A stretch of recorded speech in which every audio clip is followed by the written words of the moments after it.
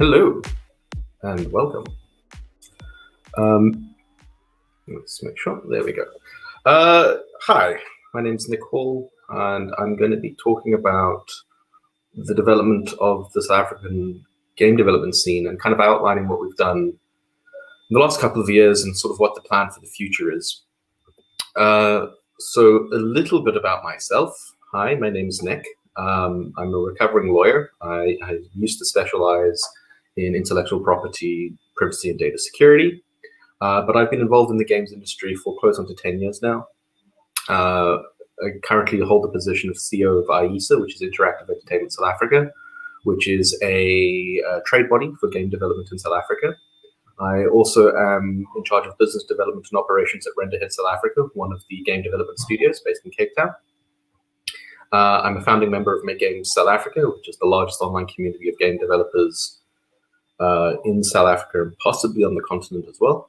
And also, I'm one of the people behind the founding of Africa Games Week and Make Games Africa, a developer-centric event that happens every year in December in Cape Town, which tries to shine the focus on game developers and the African games industry with the rest of the world. And so, as you can probably see from my history, a lot of my focus has been not necessarily making the games themselves, but developing an ecosystem and support structures to allow others to do so. And I want to share some of my insights in terms of what has and what hasn't worked and what the plans are for the future. But I think first we need to go right back to the beginning in terms of why I got into the industry and what sort of motivated me to take the path that I have, because it's a very interesting reference point. So, as I said, I was back in 2010. I was an attorney. I was working at my law firm, Michelson's, and I was approached by a company to help them register a company, and that company would be Free Lives, which is since gone on to be one of the largest indie game studios in the country. And that was sort of my introduction to both games and game development in the scene, because sort of I've always been an avid gamer, or game player rather. Sorry, I don't like the term gamer. But I've played games all my life. It's been a very important part of my childhood and me growing up. It's a hobby and a passion of mine. And to find out that we had an active game development scene was quite revelatory to me. And I was like, oh, well, that's fantastic. And it seems to line up quite well with the work that I do. So now I have an opportunity to practice in the industry and in a scene that I love. But I rapidly ran into a problem that the industry was very underdeveloped. And one, there weren't very many studios. And those that did exist didn't really need a lawyer. And those that did really couldn't afford it. And sort of this is, what do you do? And I decided, well, I really want to work in the games industry. I don't particularly want to move to the United States or Europe where I could get a job in a law firm there and practice law there. I'd much rather stay here in South Africa. So if I want to work in the games industry, I'm going to have to play my part in making sure that the industry grows to a sufficient size that there is a need for lawyers, and that the studios who would then need them are in a position to be able to fully employ them. And that is how I will be able to secure my seat in the South African game industry. So that was kind of the plan. That was kind of, rather selfishly, I've always wanted to kind of see the growth of the games industry because it meant that I could actually be employed in it. And so we started with Make Games South Africa, which was started at Amaze Johannesburg many years ago. And that was kind of the first steps into it. I was part of one of the founding members. I wrote up the constitution for that. And we kind of set about trying to be the central hub for game development in the country. It was a place where all the game developers could come, but because we had so many members, we could potentially leverage this in communicating with other stakeholders, such as government and education. And shortly after its founding, it was decided that I should be in charge because I was the lawyer and I kind of knew how this would work. And that worked for about 2 to 3 years. And then I started exploring the opportunities that were available for an organization like Make Game South Africa in terms of getting access to government funding, government subsidies. Like, what was there available to us? How could we make making game development in South Africa easier? And so we started connecting with the DTI, and we ran into a problem. They said, well, we have support programs that you can tap into, but we only will deal with industry bodies, and you're not an industry body. And so once we came faced with that situation, it was decided that we would spin out rather, Interactive Entertainment South Africa, a formal non-profit company to act as the trade body so it could interact with the DTI and other government departments, which we did. And again, because I was the person driving it and I was the lawyer and no one else seemed to be interested in it, it was decided, okay, well, that's your job now, you run that. And to a large degree, our facilitations through IESA have been mostly successful. We managed to tap into a funding scheme called the Sector-Specific Assistance Scheme, which basically allowed us to go to the major trade shows internationally, like Gamescom, Paris Games Week, and GDC, where the South African government paid for 20 studios to go to these events, attend, network, learn, show their games.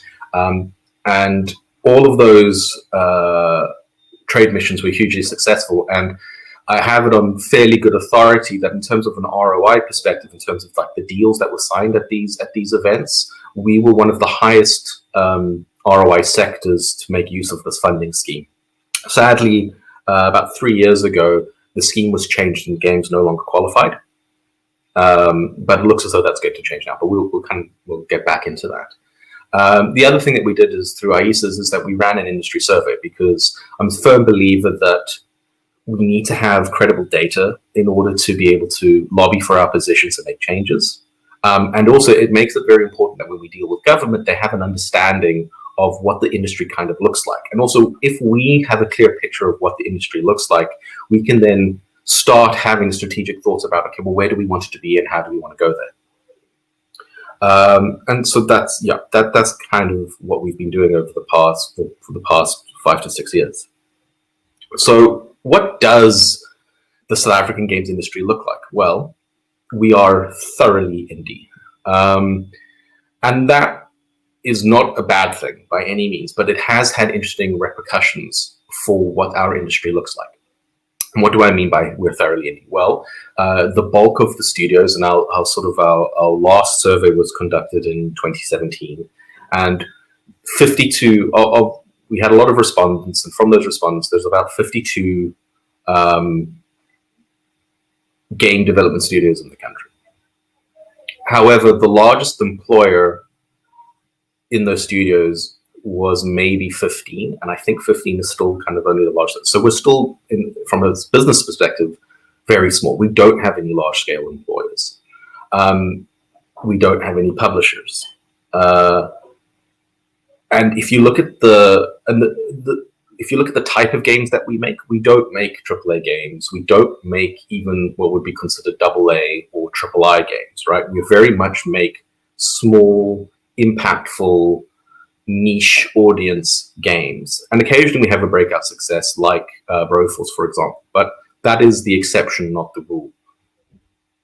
And a lot of this is informed by the culture that was established by Amaze, which was very much a foundational experience for the local games industry, and sort of its movement of games as art, and sort of a pushback against mainstream game development that you see in Europe and in North America.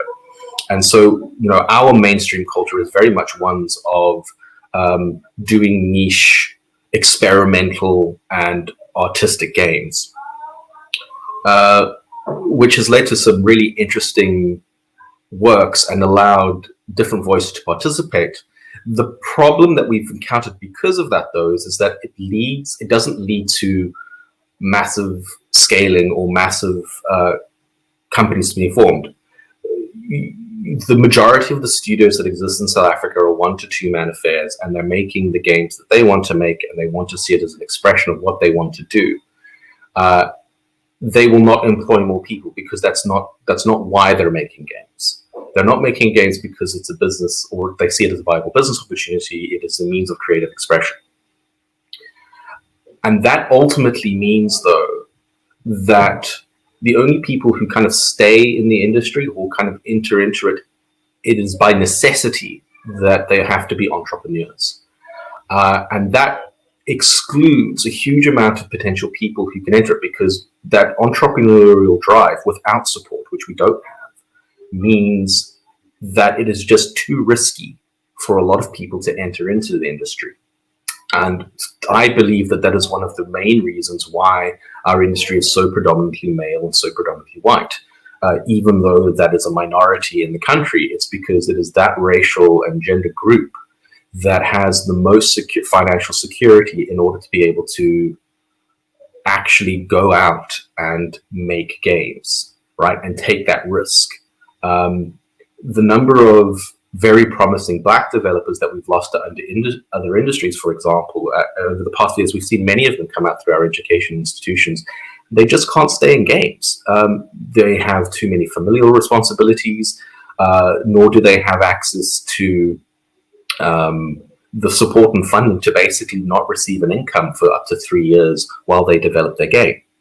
And so, yeah, that's what we need to be seeing, or the way that we would counteract it, for example, is, and also not everyone needs to be an entrepreneur, right? I think that's also discriminatory. Some people just want to have a job and they want to be paid a reasonable salary to able to work in that job. And my hope, my goal is to get South African industry to a point where that becomes a reality, where you can go and just join a studio and be secure and have an income that pays reasonably well, that you would be able to then operate. And I think by doing that, not only will we make it safer for existing entrepreneurs, because it gives them a gateway into the industry. They can go work at a larger studio for a couple of years, learn the ropes, learn the network, kind of understand the processes and stuff, and then venture out on them on their own. But also all those who don't want to do that can then still remain in the industry.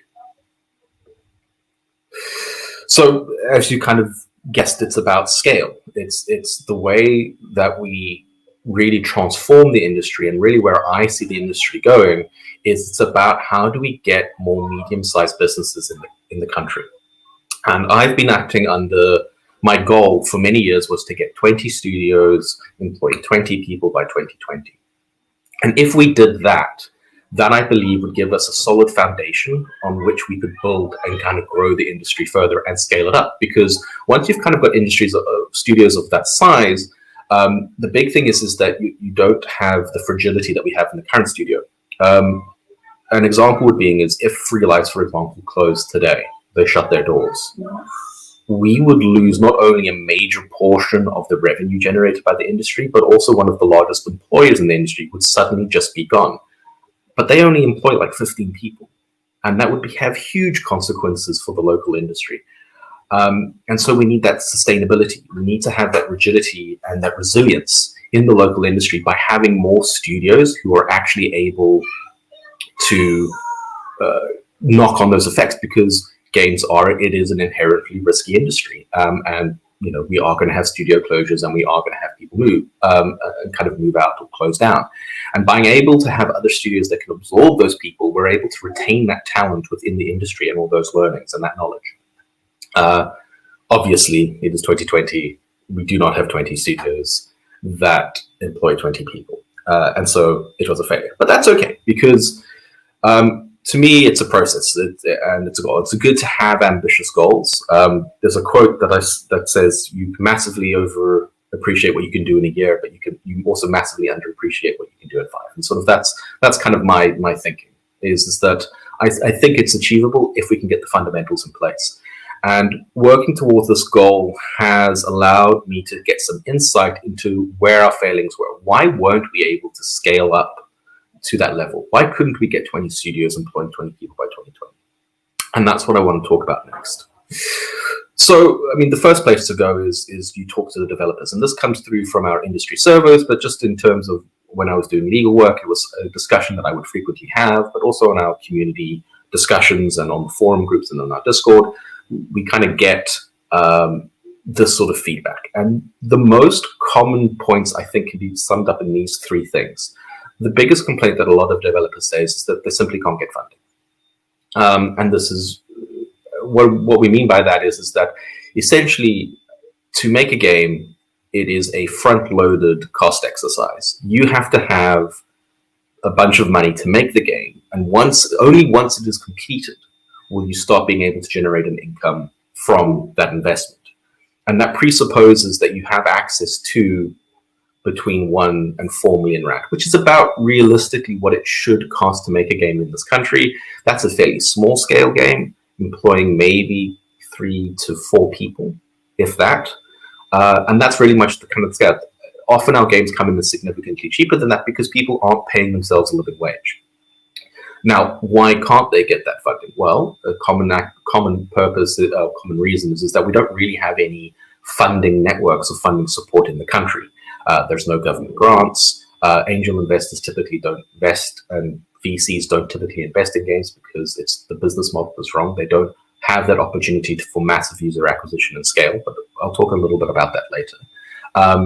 And the traditional funding life cycle is done through game-specific publishers and game-specific investors, none of which are in South Africa or even on the African continent, really.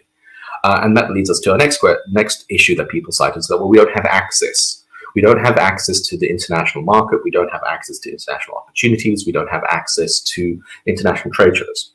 And this talks about how our industry is both geographically and connectedly isolated from the rest of the world.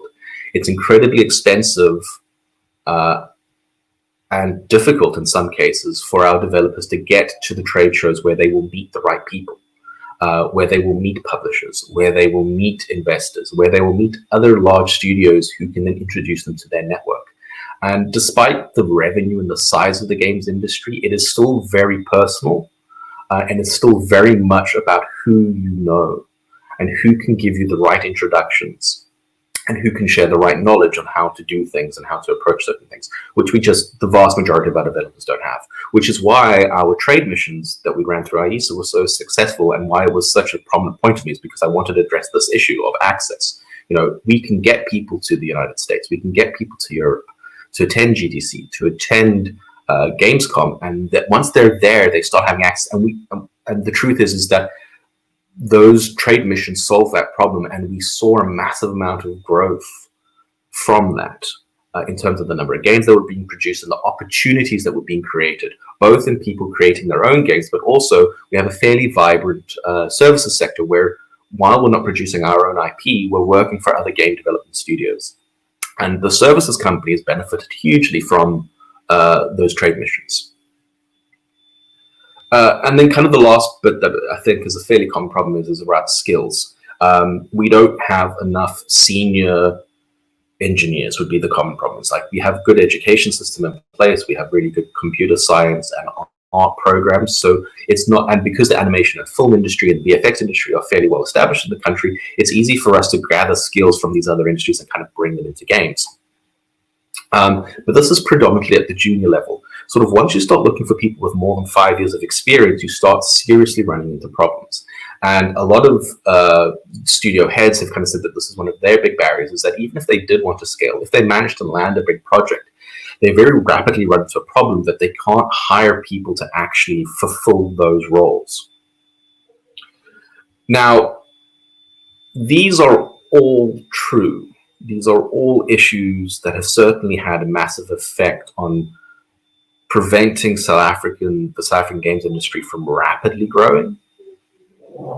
But I think, and sort of in hindsight, I think they're symptomatic of actually much deeper, more fundamental issues within the games industry. And in order to change these, we're going to have to change those issues. So let's dig a little deeper.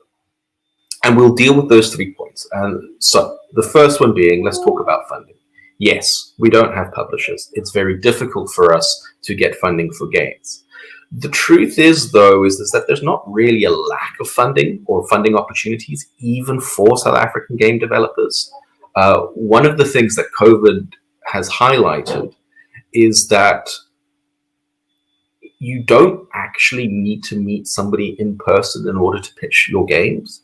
And certainly in the last 3 years, the funding ecosystem for games has become massively more accessible for studios not based in Europe and North America. A lot of publishers, or especially indie publishers, which is again what we're kind of targeting, will very happily take and hear pitching deals over the internet or via emailing them their, email your pitch deck in. But what I find interesting is that sort of the more fundamental issue here is, one, that a lot of our developers don't know that they can do this. So there's a lack of knowledge. And those that do don't know how to pitch. And then there's the third issue of the harsh reality is not all games are destined to be funded.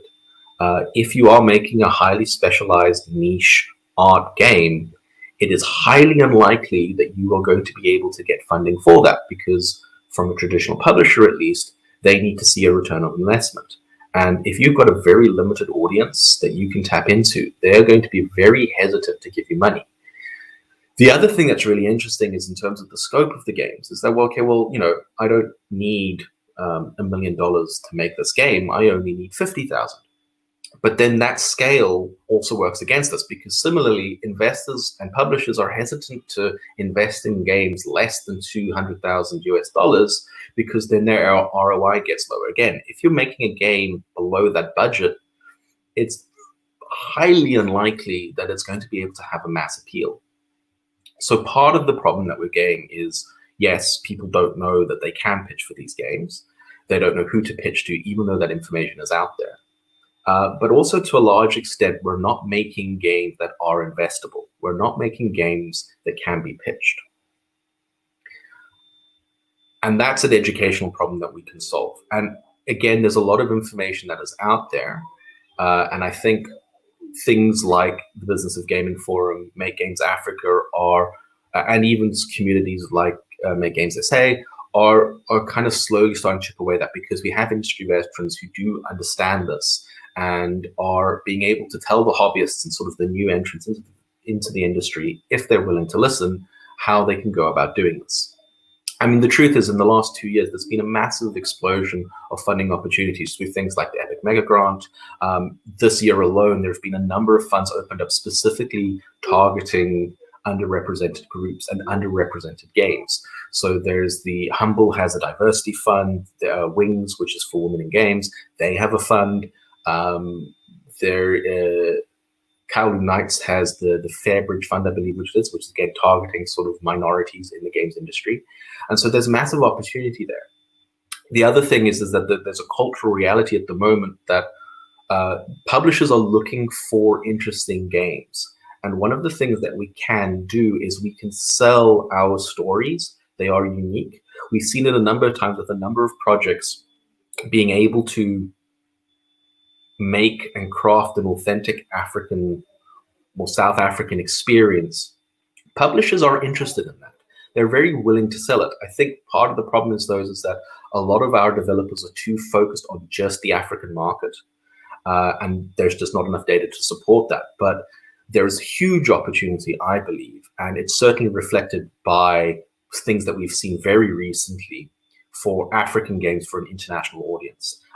Most recently, a Ghanaian game studio called Twin Drums has secured funding from Riot, and they're busy running a very successful Kickstarter for their game, which is a very interesting experience it's essentially a module, a setting book for Dungeons & Dragons 5e that is coupled with an MMO that is meant to facilitate sort of role-playing experience.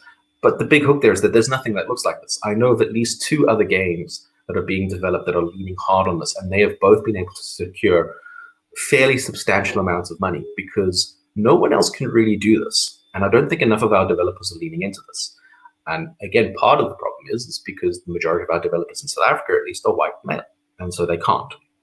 So, there's almost a necessity for our current studios and our existing studios to really start diversifying their employees and their decision makers and the creative leads in order to come up with authentic experiences and authentic stories. That is one of the ways that they will fairly easily, to my mind, being able to secure quite a lot of funding.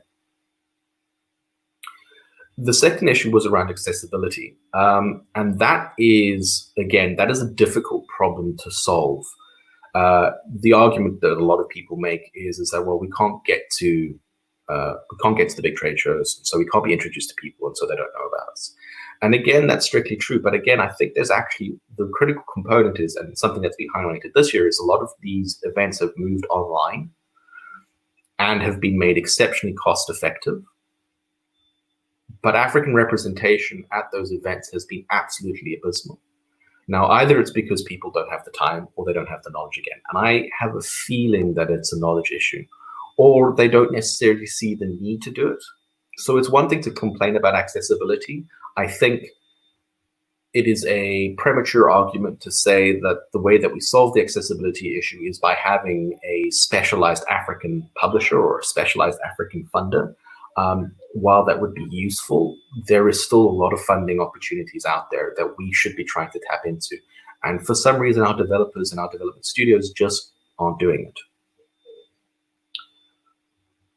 Both of these tackles to a more fundamental issue, which is, yes, there's a lot of funding if you know where to go. The big differentiator that I have found between sort of the more established jurisdictions like Europe and North America is that even if you've got a good game, and there's a lot of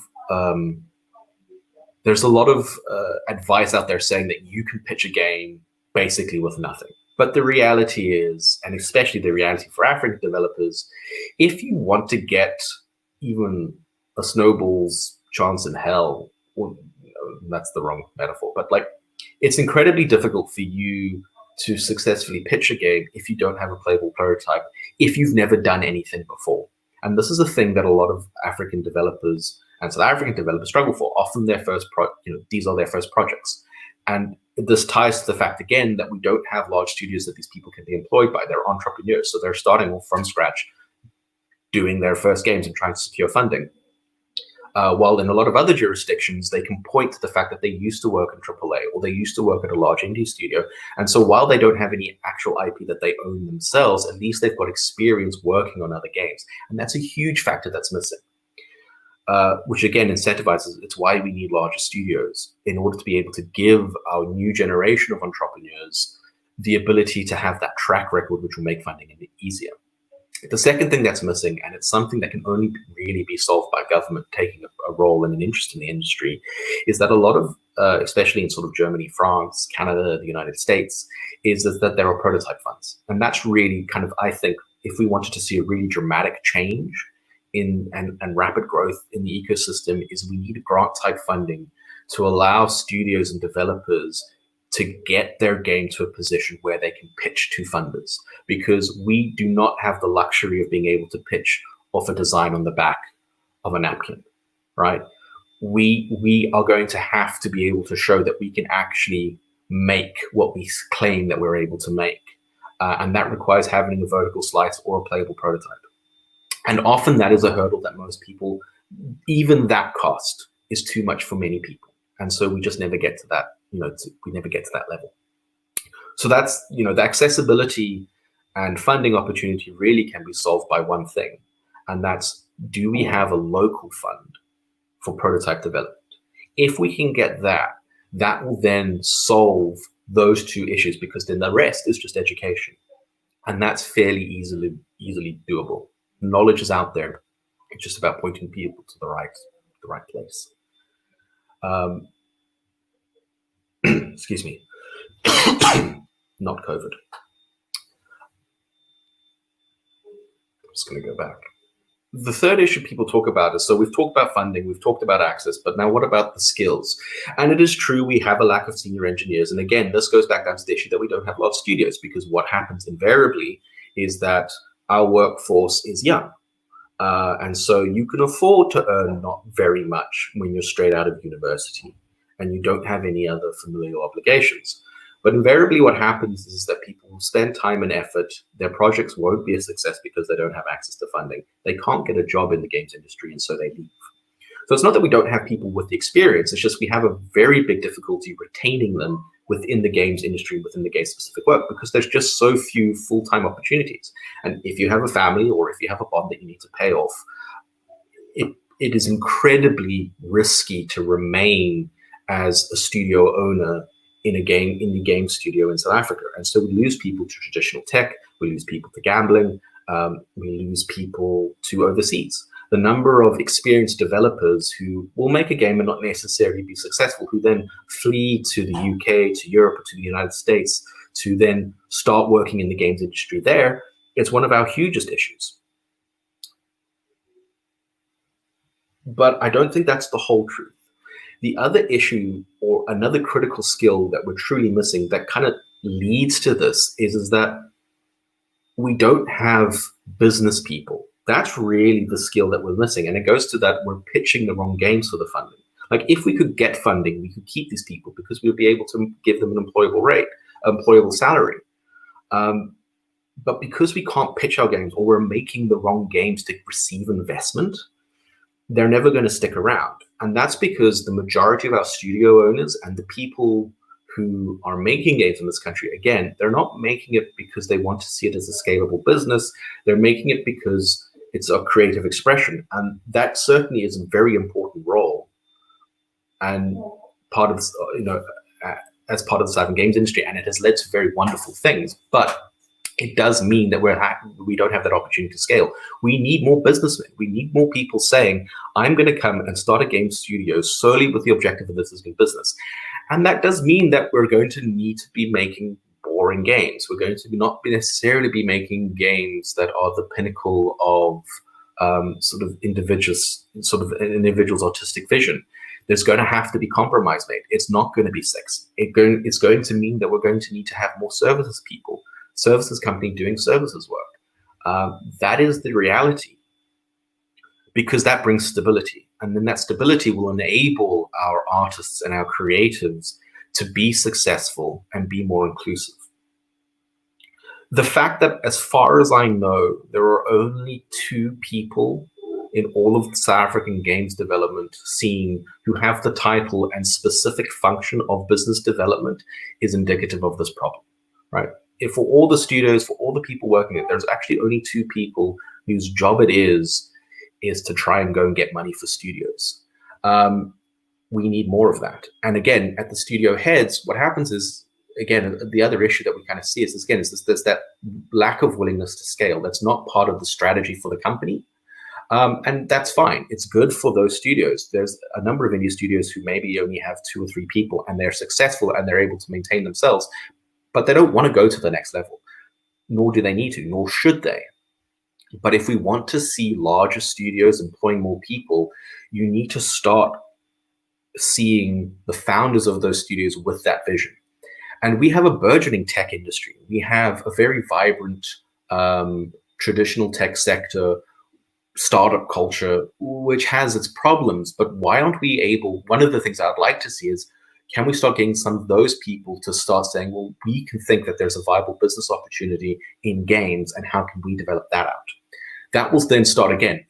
If we can get a number of those companies who are focused on scaling and focusing, our objective is to be a 50-man studio. It is to be a 100-man studio. We are building and designing games that will allow us to do that. Then that's part of how we solve the problem. We're missing those key decision makers currently. And that's, again, one of the reasons why we don't have the skills, but it's because we're not building the studios that can retain them. But as I said, things are changing. I think because there's been an opening up generally of the international market, we're starting to see that more and more people are coming to change and how they perceive it. I know there's at least 2 new studios in South Africa that have very much got this vision in mind, in terms of, yes, they want to be maybe not AAA, but they want to be AAA, AA kind of games. That is their long-term plan. And so they're building the right games and pitching the right people and making the strategic decisions in order for that to happen. Government has come on board. We've already seen that the IDC they've got a talk here talking about how you can pitch to them to get funding. So we're getting there. I know that there's work happening at the DTI around what incentives and stuff can be made to make game development a more viable opportunity here. And I think something that COVID has shown is that there's no reason for a lot of these major trade shows to be physical only.